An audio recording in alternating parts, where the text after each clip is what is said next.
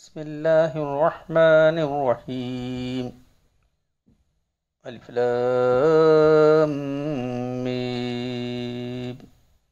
تلك آيات الكتاب الحكيم هدى ورحمة للمحسنين الذين يقيمون الصلاة ويؤتون الزكاة وهم بالآخرة هم يوقنون أولئك على هدى من ربهم وأولئك هم المفلحون.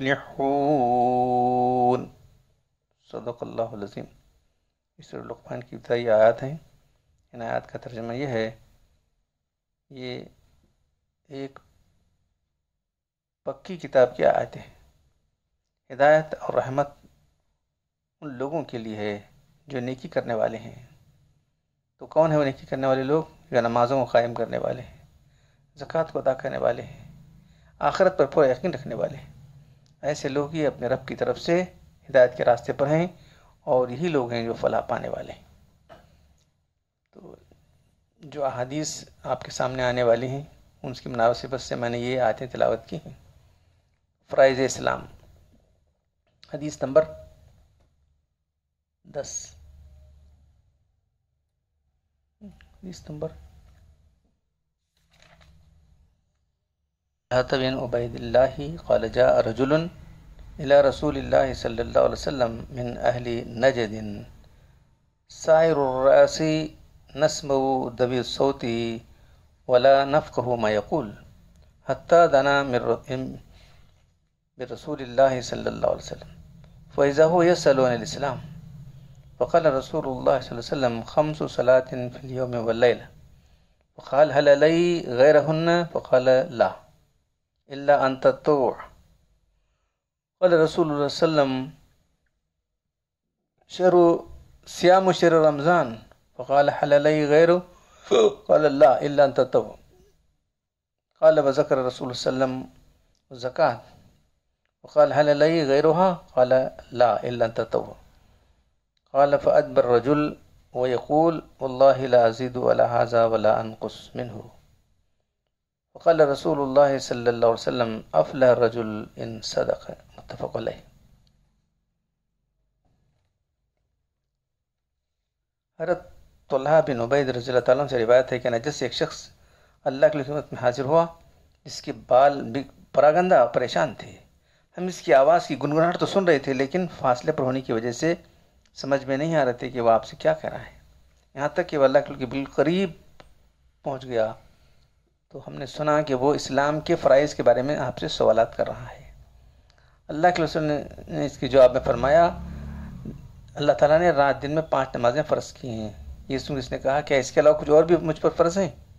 تو آپ نے فرمایا نہیں مگر ایک نفل نمازیں تمہیں اختیار ہے پڑھنے کا.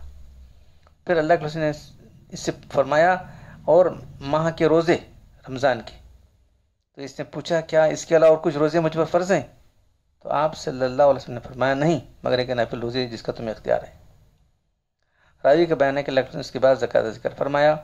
اس نے عرض کیا کہ اس کے علاوہ کچھ اور بھی صدقہ مجھ پر فرض ہے؟ تو آپ صلی اللہ علیہ وسلم نے فرمایا نہیں مگر نفل صدقہ تمہیں اختیار ہے.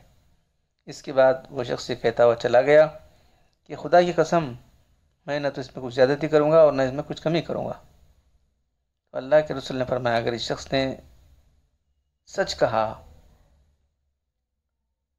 تو نجات پا گیا اور کامیاب ہو گیا. حضرت طلحہ بن عبید رضی اللہ عنہ کنیت ابو محمد ہے. آپ عشر مبشرہ میں سے وہ 10 اشخاص جن کو اللہ نے دنیا کی زندگی میں جنت کی بشارت دی تھی. بدر کے علاوہ تمام غزوات میں شریک تھے. بدر میں آپ کو ایک اور ساتھی کہ ہمارا اللہ کے رسول نے قافلے خبر لانے کے لیے بھیجا تھا اس لیے نہیں شریک رہے. احد کے دن اللہ کے رسول کی دفاع میں اتنے تیر کھائے تھے کہ آپ کا ہاتھ شل ہو گیا. اللہ کے رسول کی چاروں طرف گھوم رہے تھے، آپ کا دفاع کر رہے تھے. نیزے اور تیر کے 75 زخم آپ کے جسم پر لگے تھے. حضور اکرم صلی اللہ علیہ وسلم نے آپ کو اسی میدان میں یہ اعزاز دیا اور جب طلحہ نے اپنے جنت واجب کر دی. پھر واقع جمل میں حضرت عائشہ رضی اللہ عنہ کے ساتھ تھے. سن 36 ہجری میں 64 سال کی عمر میں شہید کر دیے گئے. تو حدیث شروع ہو رہی ہے کس طرح سے؟ جاء رجل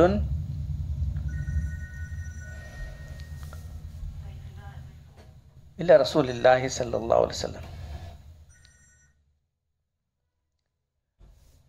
تو یہ زمام بن ثعلبہ ہیں جو سعد بن ابی بکر کی طرف سے وفد بن کر آئے تھے. اس حدیث میں رجل مبہم لفظ آیا ہے، کوئی طے نہیں کہ یہ کون ہے. اس سے پہلے ابو ہریرہ کی روایت میں اعرابی کا لفظ آیا ہے اور سوال اور مضمون ملتا جلتا ہے. من اہل نجد کہا گیا ہے. نجد بلند زمین کو کہا جاتا ہے. اس کا مقابل جو ہے تہامہ ہے جو نشیب زمین میں واقع ہے. آج کل حجاز پر اہل نجد کی حکومت ہے. ریاض اور اس کے اطراف کے علاقے نجد میں آتے ہیں. سیر الرس منتشر شیر الرس، پراگندہ بالی پراگندہ تھے اس کے. تو اس کا پورا نقشہ صحابی نے کھینچا ہے. صحابہ کرام بعض وقت پورا نقشہ کھینچتے ہیں، کبھی مختصر سی بات عرض کر دیتے ہیں، کبھی کوئی بات کو ضروری نہ سمجھ کے چھوڑ دیتے ہیں. یہ بھی حدیث کے اندر نظر کرنا ہے ہم کو.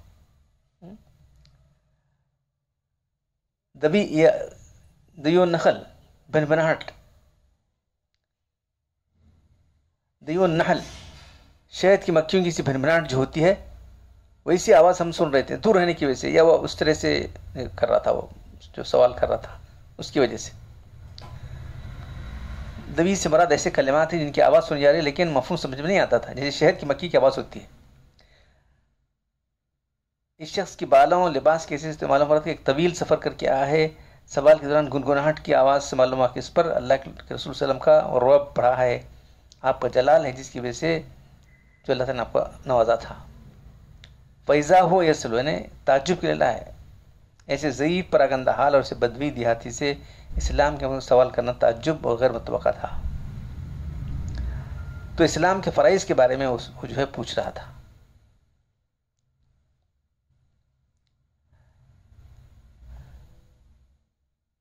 اسلام کے ان فرائض کے متعلق سوال کے جو رسول صلی اللہ علیہ وسلم کے ماننے والے ہر محیط پر فرض ہوتے ہیں.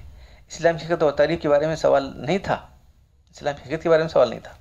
اس لیے جواب میں فرمایا گیا کیا فرائض اور ارکان کا ذکر آیا ہے، شہادتین کا ذکر نہیں آیا. چونکہ شخص پہلے سے مسلمان تھا اس لیے شہادت کا ذکر کرنے کی ضرورت نہیں سمجھی گئی. سوال یہ کہ فرائض حج میں حج کا ذکر کیوں نہیں آیا ہے؟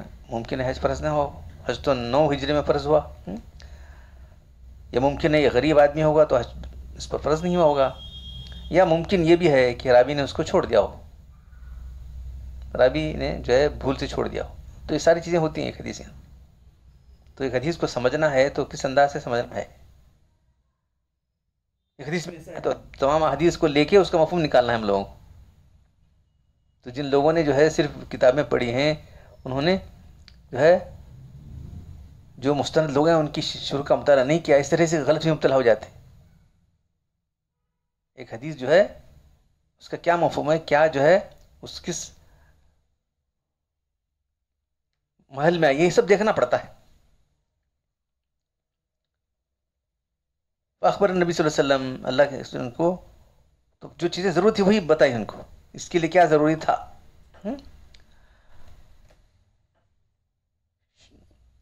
الا ان تتو کہ تم جو ہے نفل نماز کرو. اس سے پہلے کہ یہاں جائے جس وقت سے سوال کے اس وقت اتنے ہی فرائض مشروع ہوئے تھے یہ ہوں گے. اس طرح نماز سے وطر ویدن وغیرہ بھی واجب نہیں ہوگی. اس واسطے اس شخص نے کہا کہ میں اس پر نہ زیادتی کروں گا نہ کمی کروں گا. پھر کہہ سکتے وہ کسی قوم کا نمائندہ بن کر آیا تھا اور اسلام کی حقیقت اور فرائض جاننے کے لیے آیا تھا، بس جا کر اپنی قوم کو بھی اسلام کی تعلیم اور فرائض سے آگاہ کر دیا. اس لیے اس نے واپس کہا کہ نہ تو میں اس میں زیادتی کروں گا نہ کمی کروں گا. یعنی آپ نے کچھ فرمایا یا جو ہے کام فرما دیے اس طرح اپنی قوم کو پہنچاؤں گا. چند بنیادی احکام. حدیث نمبر 15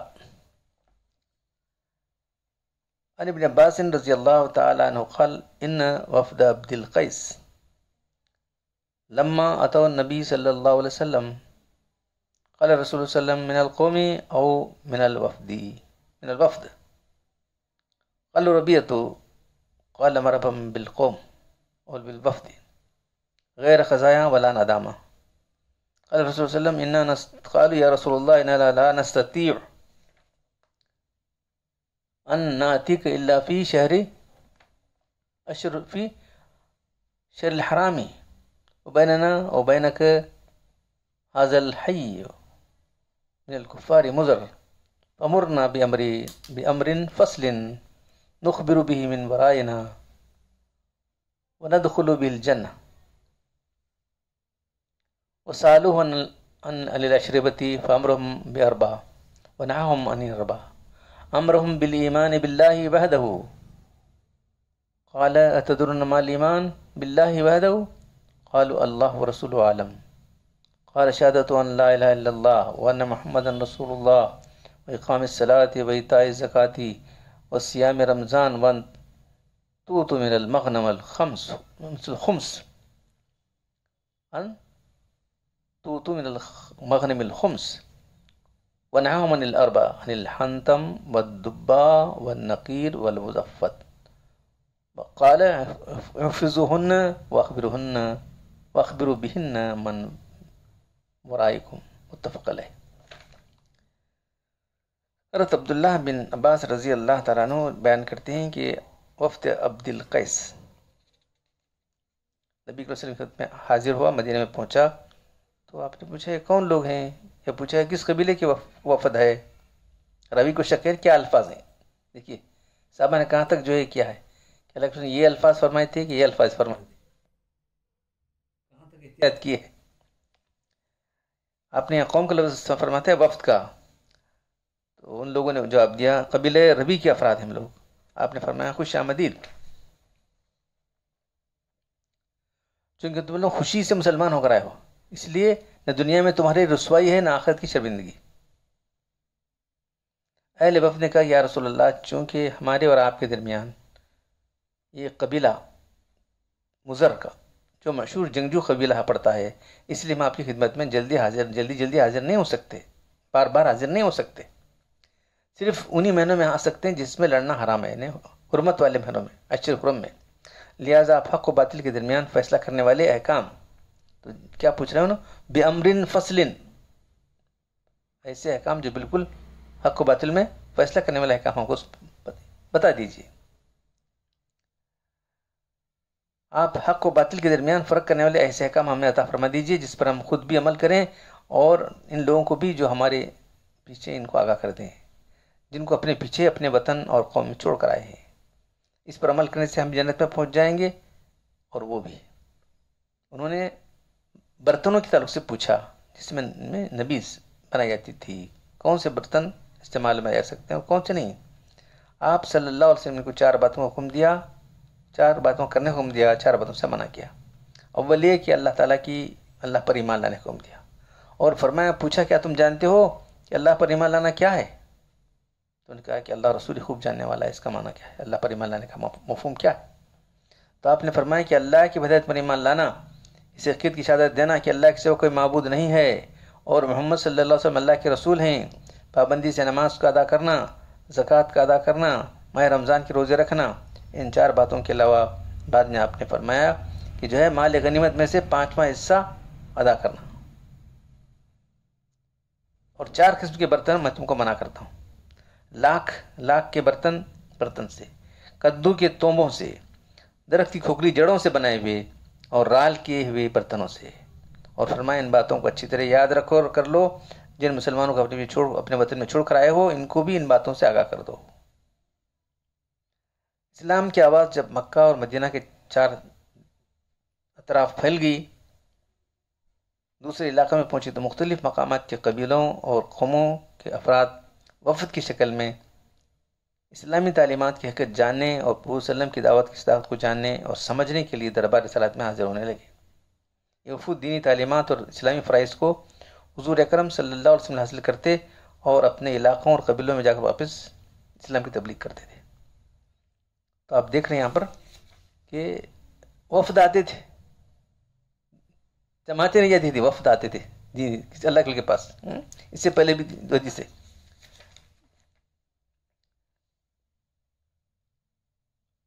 نبی حضرت رضی اللہ تعالیٰ قال اتا عرابین، یہ حدیث سے پچھلی گزر چکی ہے. ایک عرابی اللہ کے خدمت میں آیا. پھر اس کے بعد اس سے پہلے والی حدیث کہ جو ہے نجد کا ایک شخص آیا. اب یہاں وفد آیا ہے، عبد القیس کا وفد آیا ہے. تو یہ قبیلہ 2 مرتبہ آیا تھا، ایک جو ہے فتح مکہ سے پہلے، ایک فتح مکہ کے بعد. تو مختلف مقامات کے قبیلوں اور قوموں کے افراد اور وفد کی شکل میں اسلامی تعلیمات کی حقیقت جاننے، حضور صلی اللہ علیہ وسلم کی دعوت اور صداقت کو جاننے اور سمجھنے کے لیے دربار میں حاضر ہونے لگے. تو صحابہ کرام بہت غور سے سنتے تھے ان کی باتوں کو. صحابہ کرام جو ہے ان باتوں کو غور سے سنتے تھے، یاد رکھتے تھے، پھر امت کو پہنچایا. یہ وفود دینی تعلیمات اور اسلامی فرائض الگ سے حاصل کرتے اور اپنے علاقوں اور قبیلوں میں جا کر واپس اسلام کی تبلیغ کرتے. دیکھ رہے ہیں آپ کیا نقشہ تھا اس زمانے کا، اچھی طرح سمجھ لیں. کسی پر تنقید کے لیے نہیں بول رہا ہوں میں، جو حدیث قرآن حدیث ہے وہ یہاں رکھ رہا ہوں آپ کے سامنے. حدیث میں بہت سے وفود کا ذکر آتا ہے جو اس سلسلے میں دربار رسالت میں حاضر ہوئے اور اسلام کی آواز کو دور دراز کے علاقوں اور قبیلوں تک پہنچانے کا ذریعہ بنے. ایسا ایک وفد عبد القیس کا ہے جس کا ذکر اس حدیث میں کیا جا رہا ہے. عبد القیس دراصل سربراہ وفد کا نام ہے اور اسی کی نسبت سے یہ وفد مشہور ہوا. یہ لوگ بحرین کے باشندے تھے. آپ کی خدمت میں 2 مرتبہ حاضر ہوئے. پہلی مرتبہ فتح مکہ سے پہلے 5 ہجری میں، اس وقت ان کی تعداد 13 یا 14 تھی. دوسری مرتبہ 8 ہجری میں جب ان کی تعداد 40 تھی. یہ وفد ہے جس کے قبیلے کی مسجد میں اسلام میں مسجد نبی کے بعد سب سے پہلا جمعہ قائم کیا گیا. صحیح بخاری کی روایت میں آتا ہے اول جمعتی جمعیت بعد الجمعتی فی المسجد رسول اللہ صلی اللہ علیہ وسلم فی مسجد عبد القیس بجواسی من البحرین. مسجد نبی کے بعد سب سے پہلا جمعہ بحرین کے مقام جواسی میں عبد القیس کی مسجد میں قائم کیا گیا.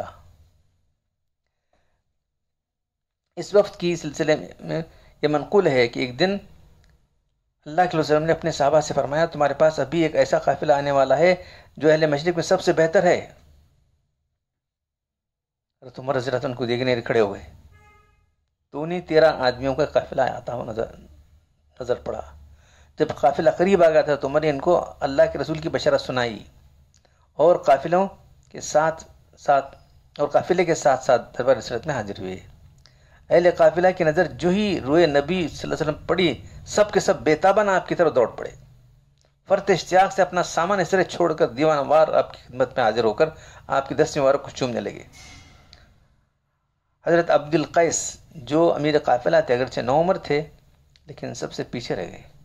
انہوں نے سب سے پہلے اونٹ باندھے، اپنا بکس کھولا اور سفر کے کپڑے اتارے، دوسرا لباس تبدیل کیا، سکون و وقار کے ساتھ آپ کی خدمت میں حاضر ہوئے اور آپ کے دست مبارک کو بوسہ دیا.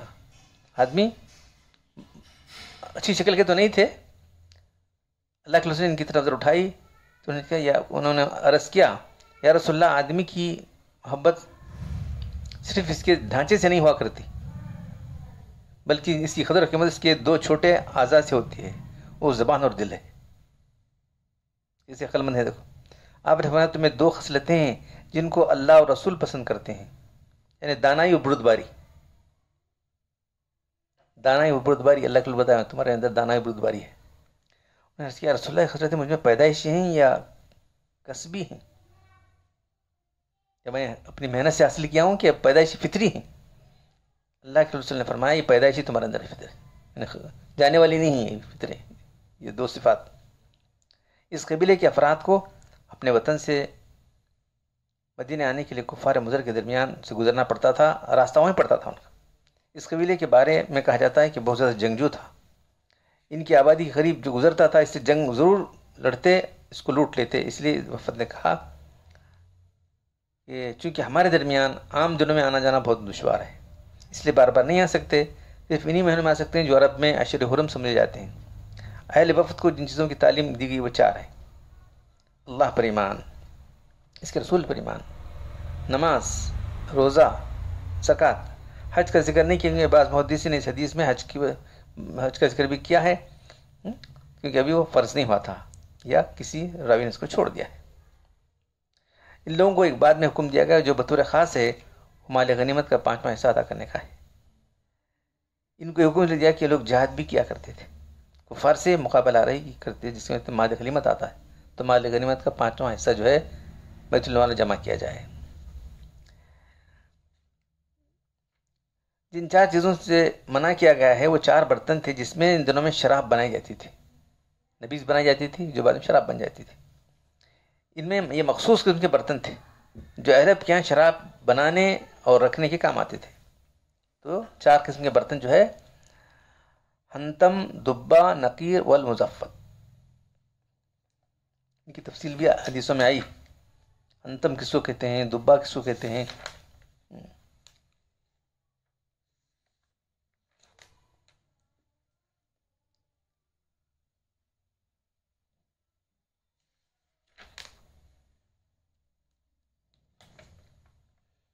دبا ایک قسم کا کدو ہوتا ہے، حنتم مٹکا مٹی کا سبز ٹھیلیا روغنی مرتبان حنتم۔ دبا ایک قسم کا کدو ہوتا ہے جو خشک ہوتا ہے، اندر سے کلید کر تخم پھینک دیا جاتا ہے، یہ اندر سے بہترین برتن ہے، اوپر سے پکڑنے کے لیے اس کی گردن ہے، اس کو تومبی بھی کہتے ہیں۔ النقیر یہ بھی ایک برتن ہے، لوگ کھجور کے درخت کا تنا اندر سے تراش کر کے کھوکھلا بناتے ہیں، پھر اس میں شراب بناتے وہ پیت رکھتے تھے۔ مزفت یہ برتن ہے جس پر لوگ سیاہ تارکول مل لیا کرتے تھے، یعنی روغن زفت یا روغن قار جو کشتیوں پر ملا جاتا ہے۔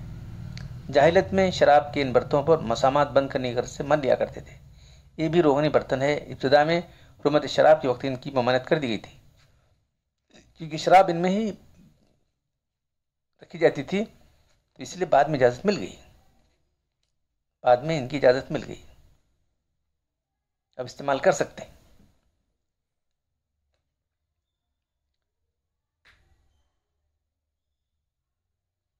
اصل میں مخصوص میں برتن جو اہل عرب کے یہاں شراب بنانے رکھنے کے استعمال آتے تھے، چونکہ شراب حرام ہو چکی تھی اس لیے ان برتنوں کے استعمال سے منع فرما دیا گیا تاکہ اس سے شراب کی حرمت کی موجودگی یا شراب کے استعمال کا شبہ نہ ہو سکے۔ پھر بعد میں جب شراب کی حرمت مسلمانوں کے دل میں پختگی سے بیٹھ گئی اور ان برتنوں کے بارے میں یہ احتمال نہ رہا کہ یہ برتن میں شراب بنائی جائے گی تو اس کا استعمال اب مباح قرار دیا گیا ہے۔ تو یہ اسلام کے احکام جاننے کے لیے مختلف قبائل آیا کرتے تھے، تو اللہ کے رسول نے آنے والوں سے بیعت بھی لیا کرتے تھے۔ اب ایک حدیث، ونعبادہ بن سامت قال قال رسول اللہ صلی اللہ علیہ وسلم وحلو اصابت من اصحابی باعونی علی ان تشرکوا باللہ شیئا ولا تسرقوا ولا تزنوا ولا تقتلوا اولادکم ولا تاتوا ببہتان تفترنه بین ایدیکم وارجلکم ولا تعصوا فی معروف فمن وفا منکم فاجروا علی اللہ ومن اصاب من ذلك شيئا فأوكي به في الدنيا فهو كفارة الله ومن أصاب من شيء ثم ستر الله عليه فهو إلى الله إن شاء عفا عنه وإن شاء عاقبه وبايعنه ولا ذلك متفق عليه۔ عبادہ بن سامت رضی اللہ تعالیٰ عنہ کہتے ہیں کہ ایک دن اللہ کے نبی نے صحابہ سے فرمایا جو آپ کے گرد بیٹھے ہوئے تھے، کیا تم لوگ مجھ سے بیعت کرو؟ بایونی مجھ سے بیعت کرو، تو بہت سے لوگوں کا اعتراض ہے بیعت کے بارے میں۔ دیکھو بیعت کے بارے میں 70 احادیث ہیں، یہاں تو اللہ کو ڈائریکٹ فرما رہے ہیں تم مجھ سے بیعت کرو، کس پر؟ کہ تم اللہ کی شریک ٹھہراؤ گے، لا تشرک باللہ شیئا، اللہ کسی کی شریک مت ٹھہراؤ، نہ چوری کرو گے، نہ زنا کرو گے، نہ اپنے بچوں کو قتل کرو گے، اور نہ جان بوجھ کر اس پر بہتان تراشی کرو گے، شریعت کے مطابق جو احکام میں دوں گا اس کی نافرمانی نہیں کرو گے، پس تمہیں جو شخص بھی ذات کو پورا کرے گا اس کا اجر اللہ کے ذمہ ہے کہ آخرت میں اپنے انعام سے اس کو نوازے گا۔ جو شخص سوائے شرک کے ان میں سے کسی گناہ کا مبتلا ہو جائے پھر دنیا میں اس کو اس کی سزا بھی مل جائے، جیسے شرعی حد وغیرہ سے جاری ہو جائے تو سزا اس کے گناہ کے لیے کفارہ ہو جائے گی۔ اگر اللہ نے اس میں سے کسی گناہ کا ارتکاب کرنے والے گناہ کی ستر پوشی کی ہے تو دنیا میں سزا نہیں ہوئی ہے تو یہ معاملہ اللہ کی مرضی پر منحصر ہے، چاہے تو وہ رائے فضل سے اس کو معاف کر دے یا اس کو آخرت میں سزا دے۔ تو راوی کہتے ہیں کہ ہم سب لوگوں نے آپ سے بیعت کی، تو اللہ کے رسول اکثر و بیشتر صحابہ کرام سے بیعت دیا کرتے تھے۔ تو بیعت قول و قرار کرنا ہے، بیعت کے معنی بیچنا ہے، وزر البیع، اور بیچنا چھوڑ دو، بیچنا چھوڑ دو، خریدنا بھی چھوڑ دو، چھوٹ جائے گا آٹومیٹک. تو خریدنا اور بیچنا دونوں کے لیے استعمال ہوتا ہے. تو بیع یعنی اپنے آپ کو بیچنا، یعنی کسی بات کا خول بیچنے، خریدنے اور بیچنے میں ایک بات کا خول و قرار تھا کہ اتنی اتنی رقم دیں گے یا سامان لیں گے. تو بیعت کے معنی قول و قرار، عہد، یہ معنی میں کیسا ہو گیا کہ بیچنے والا، خریدنے والا کہتا ہے کہ اتنی رقم دیتا ہوں، بیچنے والا کہتا ہے کہ یہ چیز آپ کو ملے گی. تو اللہ کے رسول اکثر صحابہ کرام سے بیعت لیا کرتے تھے. تو وہی بیعت جو ہے اب صوفیہ کرام ہیں تزکیہ نفس کا کام کرنے والے حضرات کر رہے ہیں. تو لوگوں کو تعجب ہو رہا ہے یہ کیا بیعت ہے؟ ایک صاحب تو تعجب، کیسے کئی کی بیعت آ رہی، کئی کی بیعت. دین سے ناواقفیت کی علامت ہے جو اس طرح سوال کر رہا ہے. دین سے ناواقفیت کی علامت ہے جو اس طرح سے سوال کرتے ہیں بیعت کیا ہے، کدھر ہے. قرآن میں بیعت کا ذکر ہے، بیعت رضوان، وہ بھی ایسی ویسی نہیں. تو بہرحال جو ہے دین کے احکام کے تعلق سے جو ہے احادیث ہیں. تو ایمان جس کے معلوم ہو آپ کو جو ہے زبان سے، دل سے تصدیق کرنا، زبان سے اقرار کرنا اور جوارے سے عمل کرنا، یہ تینوں کا مجمع جو ہے ایمان بنتا ہے. تو یہاں وہ عمل ہے، تینوں باتیں. صحابہ جیسا اللہ کے جیسے لوگ آتے تھے اس طرح بولتے گئے. اب جو لوگ زبان، جن کے دل میں اقرار ہے ان کو بولنے کی ضرورت نہیں تھی، وہ سب جن کے دل میں اقرار ہے ان کو بولنے کی ضرورت نہیں تھی نا. تمہارے دل میں تصدیق ہے کہ نہیں، وہ نہیں. تو بس جو لوگ ایمان کا اقرار کر چکے تھے ان کو آگے کی باتیں بولتے ہیں. تو بہرحال جو ہے یہ احادیث جو ہے اسلام کے ایمان کے ابواب، ایمان کے ابواب ہیں، آپ کے سامنے آ رہے ہیں. انشاءاللہ تعالیٰ اور بھی بہت سی حدیثیں ہیں. اللہ تعالیٰ مجھے آپ سب لوگوں کو حدیثیں سننے، سمجھنے اور عمل کرنے کی توفیق عطا فرمائے. سبحان ربک رب العزت عما یصفون وسلام علی المرسلین والحمد للہ رب العالمین.